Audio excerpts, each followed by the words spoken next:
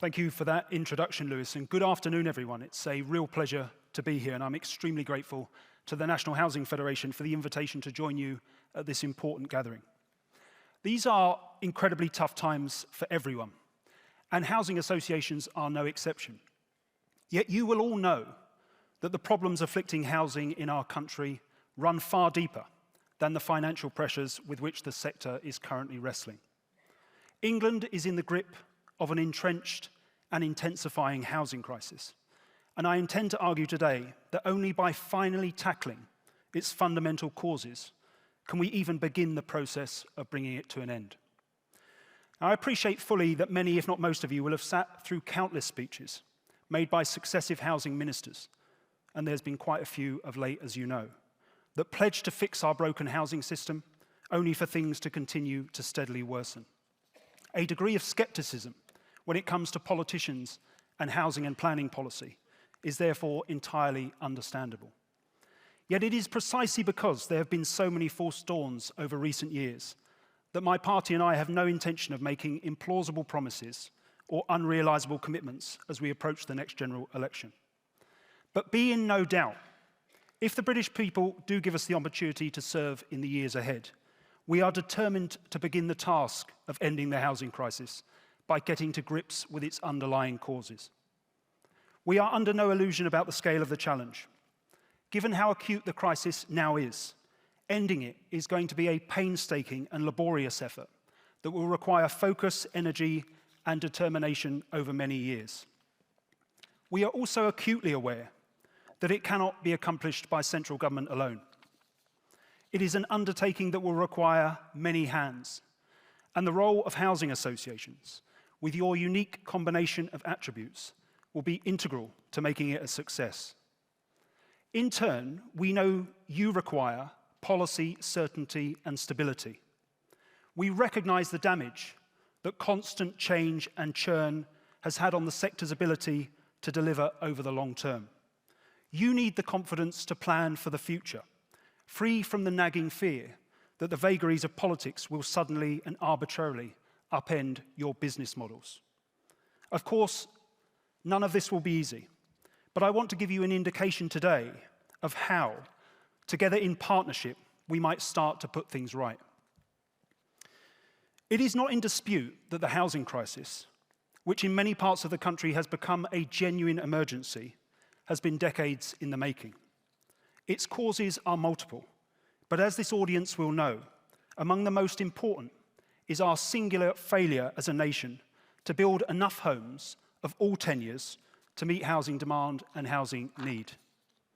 The consequences of that long-standing mismatch between supply and demand are now all-pervasive. With the average home costing 9 times average earnings, millions of working people are unable to buy the properties they want, and their children and grandchildren face the prospect of never being able to own their own home. As a result of diminished affordable housing supply, particularly in the wake of the coalition government's decision in 2010 to slash funding for affordable homes, over 1.2 million households now languish on local authority waiting lists. Millions of families are trapped in overcrowded or unsuitable properties. And to our shame as a nation, the number of households in temporary accommodation, many of whom contain young children, surpassed 100,000 for the first time this year. At the same time, reduced access to affordable, and in particular genuinely affordable social rented homes, has seen millions of low-income families forced into insecure, unaffordable, and often substandard private rented housing. The cost of this tenure shift has been borne not only by those low-income families at the bottom end of the private rented sector, but by the state, in the form of a rapidly rising housing benefit bill, which now stands at a colossal £30 billion a year, a sum that amounts to more than the total running costs of several government departments. As well as blighting countless lives and wasting billions in public money, our broken housing system causes economic volatility and hampers growth and productivity by reducing labour mobility and undermining the capacity of our great towns and cities to attract new businesses and realise their full economic potential. Not only is the crisis we face today firmly entrenched, but it is also set to worsen. A lot can happen in the remaining months of this Parliament, but unless we witness a radical change of approach on the part of the government when it comes to housing and planning policy, an incoming Labour government will almost certainly inherit significantly suppressed rates of house building, including reduced rates of affordable house building, record low planning consents, a fragile pipeline of land for boosting supply, and a minority of local authorities with an up-to-date local plan. That dismal prospect cannot be explained away solely by current economic pressures. No one denies the impact of current market conditions on development pipelines. We appreciate fully that inflation has pushed up the price of materials, that interest rate rises have squeezed access to credit, and that tight labour markets are affecting capacity across the sector. Everyone in this room will, in different ways, be grappling with the very real difficulties the situation presents, on top of longer-term challenges such as building safety and decarbonisation. But it is incontrovertible that the economic challenges we face, significant but hopefully temporary, have been and continue to be compounded by harmful policy choices made by this government. From the decision to press ahead, heedless of the start warnings expressed by many in this room, with an onerously complicated and damaging new infrastructure levy, to the decision to revise national planning policy so that those local authorities who wish to plan for less housing than their nominal targets imply now have the means to do so. Countless choices that have been made by government ministers over recent years will exacerbate the crisis. And such is the severity of the situation we will inherit if elected, that cautious tinkering with the status quo will do little more than soften its edges. Beginning the task of bringing England's acute housing crisis to an end requires us to grapple decisively with its fundamental causes. Chief among them is a shortage of affordable homes and a chronic shortage of genuinely affordable social rented homes. And I want to focus the remainder of my remarks on both problems. Labour are clear. There is no solution to the housing crisis that does not involve a substantial programme of house building to address our nation's affordable homes deficit. A Labour government will aim to deliver a marked increase in affordable housing supply and more of the right type of affordable provision to meet assessed local need. As a nation, we have for many years relied heavily on the planning system to deliver affordable homes. While it is right that the sector continues to diversify how new affordable supply is delivered, under a Labour government, planning game will continue to play a vital role in the provision of new affordable housing and the creation of sustainable mixed communities. However, the contribution it can make will be undermined if the current system of developer contributions is replaced by the government's proposed infrastructure levy. Not only would the introduction of such a levy result in a system of developer contributions more onerously complicated to operate in practice than the present system, but one that would generate less infrastructure and less affordable housing while putting the development of less viable sites, particularly across the North and the Midlands, at risk entirely. For that reason, we will not take it forward. But in addition to retaining and strengthening the present Section 106 system, we need to do much more to boost overall housing supply and secure more affordable homes through planning gain as a result. The ambitious planning, housing, and land market reform agenda that we continue to develop will not only boost overall rates of house building, but will include a range of measures, from greater rent policy certainty to enhanced compulsory purchase powers, that will make it easier and cheaper for your organisations to deliver more affordable housing. We are also convinced we can secure better outcomes from grant funding. There is clearly significant room for improvement in terms of the overall performance of the Affordable Homes Programme and its ability to deliver affordable homes to meet need in every part of the country. And there is a strong case for even greater flexibility around funding rules to avoid annual programme underspends and help you get on with maximising delivery. The affordability crisis is so dire, and the potential for more flexible deployment of grant to sustain your development programmes so obvious, that it frankly beggars belief that any grant funding is being reprofiled into future years and put at risk as a result. However, improving the effectiveness of the Affordable Homes Programme will not be enough. We need to review its core purpose. There is a clear difference of opinion between us and our political opponents on this matter.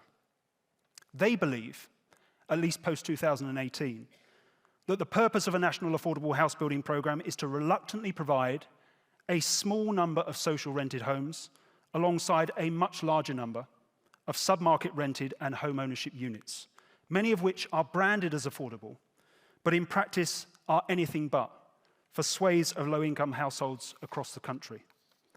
We believe that the overriding objective of an affordable grant funding programme should be to provide significant numbers of genuinely affordable social rented homes.